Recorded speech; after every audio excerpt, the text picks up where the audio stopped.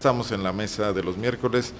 José Argueta, Ramón Izaguirre, Buenas un gusto tardes. como siempre tenerlos aquí. Arnoldo, un gusto, Pepe. Buenas Un tardes, gusto compartir esto con el auditorio. Parecen los temas muy recurrentes, hablamos muchas veces de los mismos personajes, a lo mejor nos falta revisar a otros que también andan por ahí fuera del reflector. Se esconden mejor. Pero el caso particular de León, donde tuvimos el tema que Zona Franca investigó y hizo público de este personaje, una prima de la alcaldesa de León, trabajando en la feria, y el tema de Sixto se tiene en Irapuato con un funcionario público que de convertirse en un favorito ha pasado ahora a ser un precandidato, me lleva a proponerles como tema un poco cómo se está haciendo política, cómo quienes llegaron al cargo como alcaldes con un grave compromiso, porque su oferta inicial era hacernos cargo de muchos rezagos que no han realizado nuestros antecesores, se diluye rápidamente porque entra en la misma dinámica que criticaban cuando eran candidatos. O sea, ¿cómo están? Yo tengo una teoría, se llama desplazamiento en el tiempo. Los políticos siguen siendo los mismos, lo que ha cambiado es el escenario y la sociedad, y por supuesto los medios, las tecnologías de la información, la exposición pública. Algo que es muy propio de la democracia, el poder público debe ejercerse en público y debe estar sujeto a la opinión ciudadana, pues es una potestad, ¿sí? El señalamiento, la crítica, hay mecanismos institucionales y todo esto. Entonces, yo creo que ellos están gobernando como aprendieron a la política, es decir, la vieja política que se va al margen de la legalidad, que usa el poder para privilegios propios de parientes, amigos y correligionarios. ¿Cómo hacen comunicación social, por ejemplo? Bueno, el control de medios, la comunicación social también la han pervertido porque confunden la comunicación con la cooptación.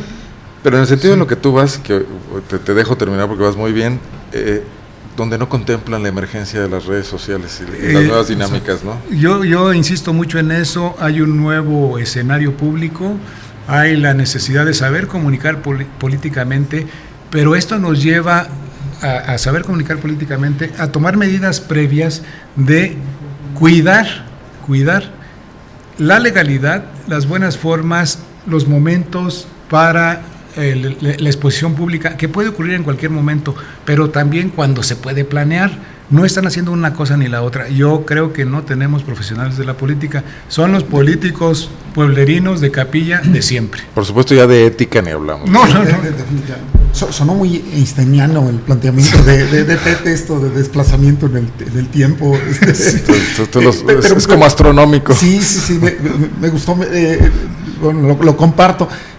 Yo creo que son políticos, o más bien como administradores, no tanto hasta políticos. Era la Administrar tiene su ciencia. Sí. Exige ser especialista, ¿no? Sí, evidentemente. Más bien no son administradores, no son, son políticos a secas. Se han, como bien lo dice Pepe, preparado para otro momento, no para este momento social, sobre todo en el que, como tú comentas, las redes sociales, bueno, los desnudan muy rápido, ¿no?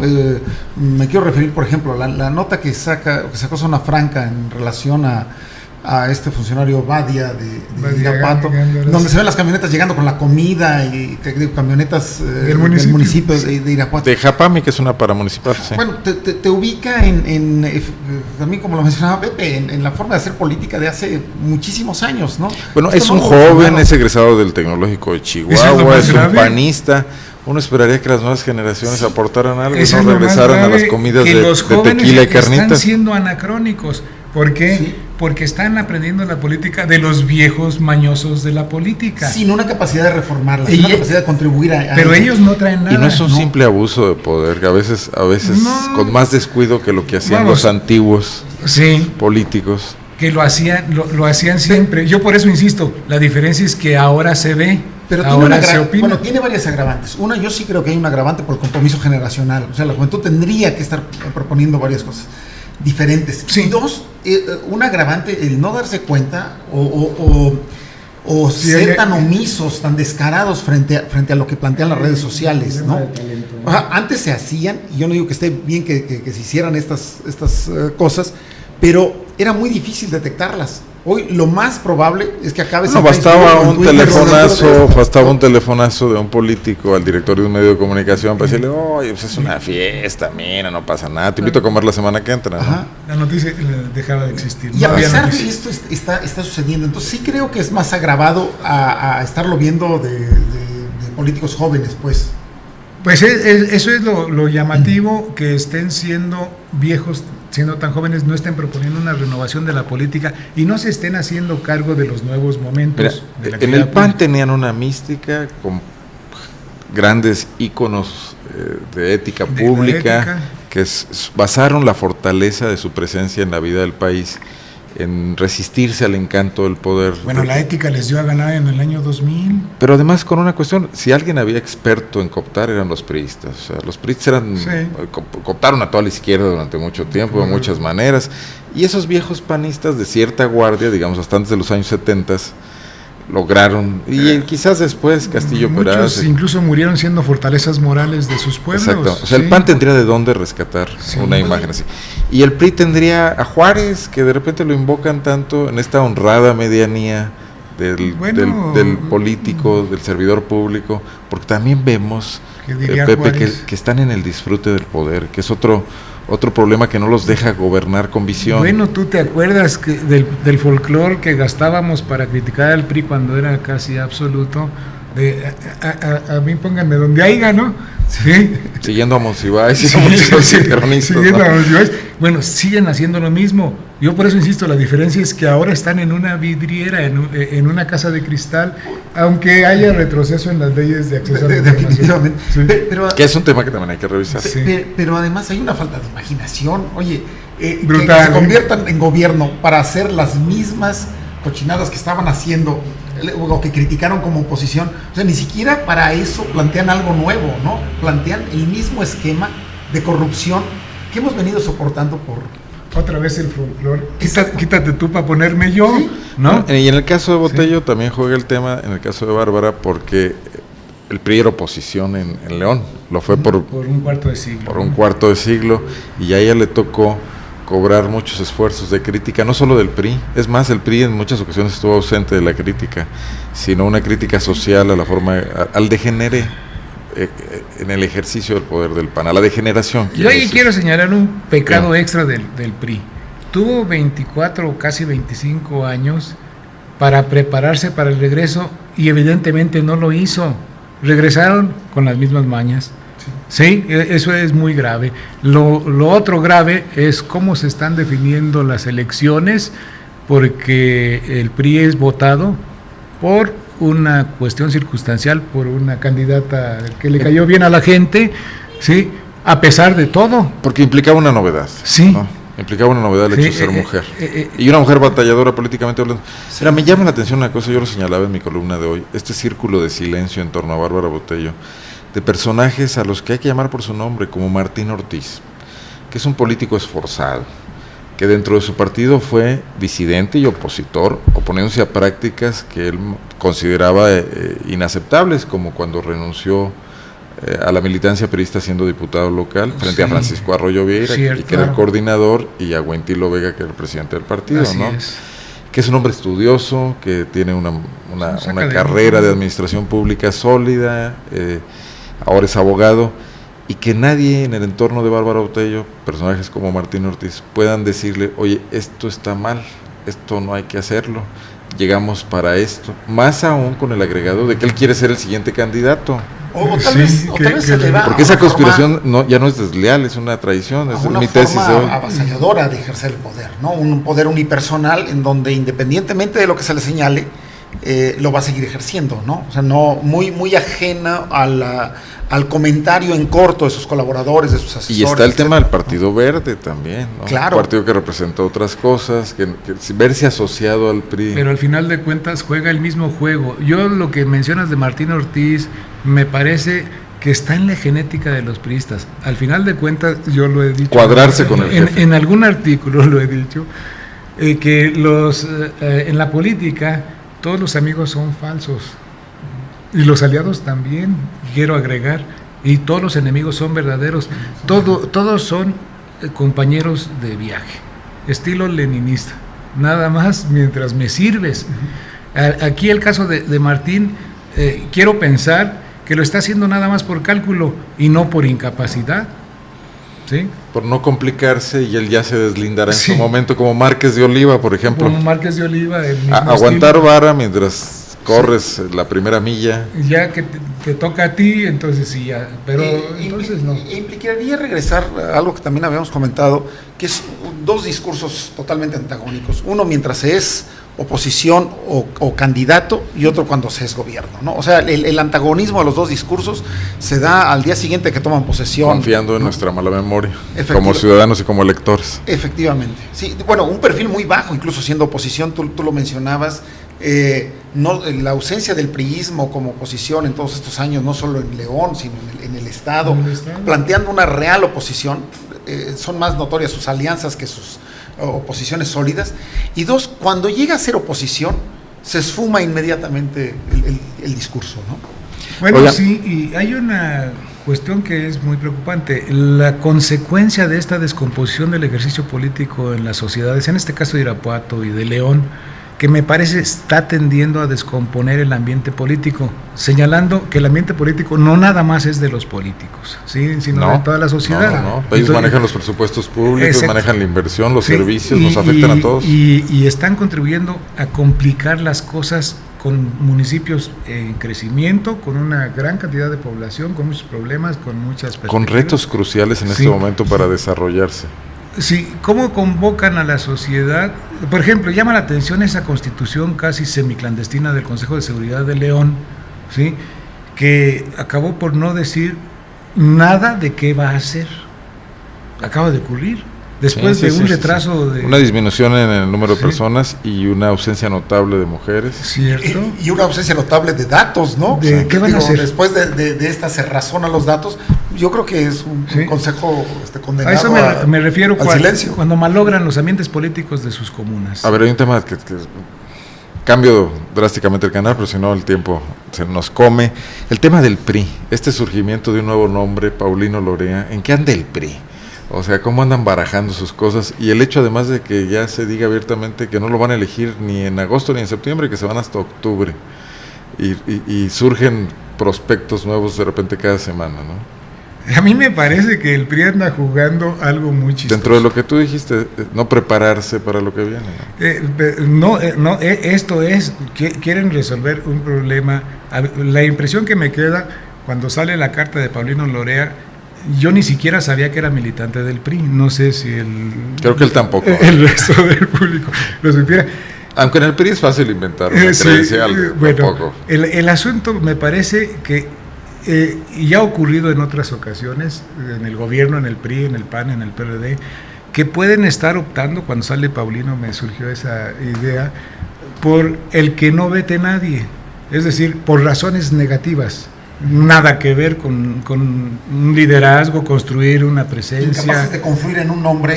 Pero en un partido político. Sí, o sea no hay alguien que diga, este va a ser nuestro líder, sino alguien que no veten los jefes. Pero en un partido político no puedes nombrar a un gerente. Complica mucho las cosas. Pues en el ves a Paulino Lorea recorriendo los 46 municipios del estado. No me lo imagino. Va a tener que depender de ciertos operadores políticos que van a terminar siendo los importantes. Son los del poder real. Un secretario general, un secretario de organización o de acción electoral, ¿no? Que serán los mismos de siempre, supongo. Ahora, los líderes del PRIismo, los líderes reales en Guanajuato, a mí me parece que van por esta ruta de poner un personaje. Paulino se planta, los jefes de Corrientes, porque pues esos liderazgos. Digamos que Paulino se planta bien en los micrófonos y tiene, como buen abogado, facilidad de palabra. Pues es un buen abogado, efectivamente. A los abogados en la política de pronto no les va tan bien, y me refiero a dos casos: Miguel Montes y Salvador Rocha. Cierto, muy buenos abogados. Por su carácter litigante. Sí, hay una deformación profesional. Bueno, el abogado Izaguirre. Hay una deformación profesional. Yo en alguna ocasión yo tuve la oportunidad de comentarla con Salvador Rocha, precisamente. Por ejemplo, alguien que le ha ido muy bien en la política, que es Miguel Ángel Chico, no es un abogado litigante. No. Es periodista, tiene otro estilo, no se pelea, no se conflictúa, salvo ahora con el bloguero Javier Malacara, ¿no? Sí, efectivamente.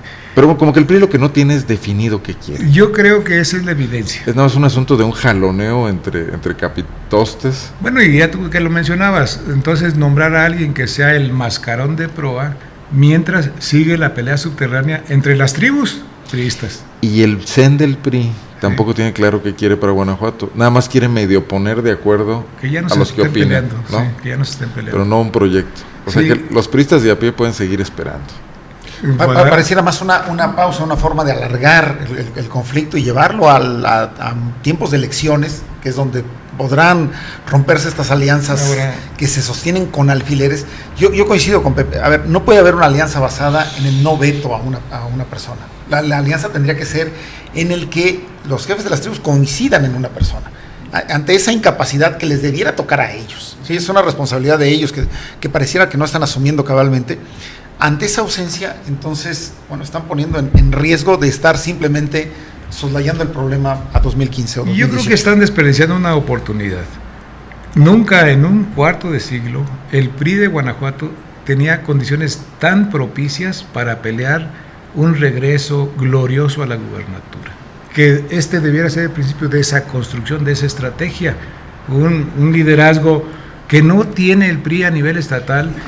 Tiene muchas posturas el PRI, pero son en título individual de diputados, líderes no hay de sectores. quien llene el espacio de Juan Ignacio Torres Landa sin ser un liderazgo, pero Juan Ignacio tenía dos características: relaciones en la Ciudad de México, cierto, su carácter empresarial, que también aunaba muchas voluntades y hacía que muchos priistas doblegaran la mano porque había liderazgos empresariales que los hacían caer en eso. O sea, Juan Ignacio no convencía, pero doblegaba. Pero ahora parece que nadie convence y nadie doblega. El PRI necesita un político profesional aquí en Guanajuato. Creo que no lo han construido. Tendrían que importarlo, pero podrían empezar a construirlo si también disminuyeran la virulencia de sus pleitos internos. O sus desconfianzas. ¿Sí? A veces ni siquiera se pelean, nomás se cuidan todos los de enfrente. Y entonces generan un perfil o una definición de perfil totalmente ajena, ¿no? Paulino Lorea es un gran abogado, un exitoso abogado, un ciudadano, muy distinguido y todo, pero no un político, ¿sí? Y entonces generan el perfil de traer a una persona muy destacada, pero como dice Pepe, faltaría a lo mejor pensar en un político. Yo creo que podrían construirlo. Ramón, y para terminar esta mesa, el tema de la transparencia del IFAI, donde yo creo que tú tienes la película más clara que nosotros por tu expertise en el asunto. Pues, Arnoldo, hoy inicia, o habría de iniciar desde las 12 del día, el segundo periodo extraordinario de la Cámara del Congreso General, de la Cámara de Diputados en este caso. Yo venía viendo las notas, todavía no iniciaba hasta hace rato por la toma de los maestros. Y hoy parte de la agenda era darle una primera lectura a muy controvertido dictamen que se aprobó apenas hace unos días por una serie de comisiones unidas en las que extrañamente se modifican dos cosas, dos momentos claves. Ante una iniciativa del propio Peña Nieto, del Ejecutivo, que Peña Nieto manda cuando es presidente electo, del Senado, que aprueba unánimemente el Senado. El Senado prácticamente la pasó tal cual. Con el PAN y con el PRD. Con el PAN y el PRD, creo que finalmente con una apuesta a la transparencia importante, y que la Torón lo tiene en la Cámara de Diputados en temas verdaderamente regresivos. El tema de la inatacabilidad de las resoluciones del IFAI, aunque sea limitado a cuestiones de seguridad, de economía y de derechos humanos, es muy grave. Sí, porque si hay una desconfianza de la capacidad del IFAI para resolver y nos vamos a un recurso ante la Suprema Corte, mejor dejemos todo en la Corte y no gastemos en la burocracia del IFAI. ¿no? La Corte también ha sido ampliamente cuestionada por algunas de sus resoluciones. Muchas Entonces creo que pareciera como meter una zancadilla ahí. Y lo otro es este problema de los partidos políticos que no se asumen cabalmente como sujetos obligados a la transparencia y que dicen, si lo somos a través ya de los tenemos al IFE electorales.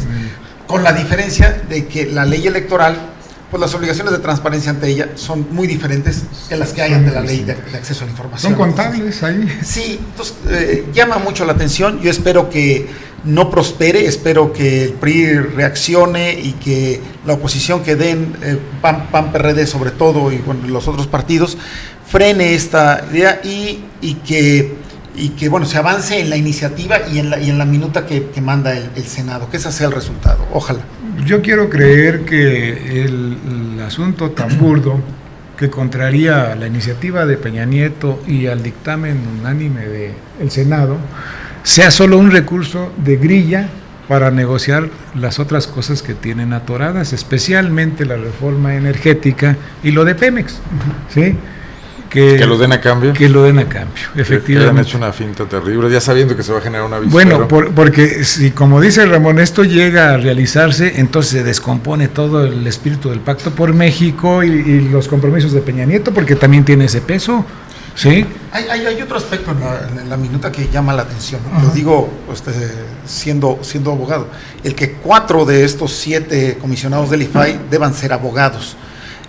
Los abogados, creo que habremos aportado algo, poco, mucho en estos institutos, pero en realidad el aporte de otras disciplinas ha sido muy destacado, tanto o más que el de los abogados. Yo no veo una razón de fondo para que haya perfiles y además mayoritarios de abogados. Parece el viejo esquema de que los abogados somos todólogos y debemos estar en todos los puestos. Creo que a alguien se le olvidó ahí de la gran diversidad de disciplinas que hay y lo bien que lo están haciendo gentes con profesiones diferentes. Muy bien. ¿No? Señores, pues gracias por la participación de hoy. Creo que buen recorrido por todos los temas locales y nacionales. Nos vemos aquí la próxima semana. Nos vemos aquí. Ramón, tardes. Muchas gracias, José. Gracias. También, gracias y los leemos en Zona Franca también. Hoy miércoles, por cierto, columnas de José Argueta y Ramón Izaguirre ahí en el portal de Zona Franca.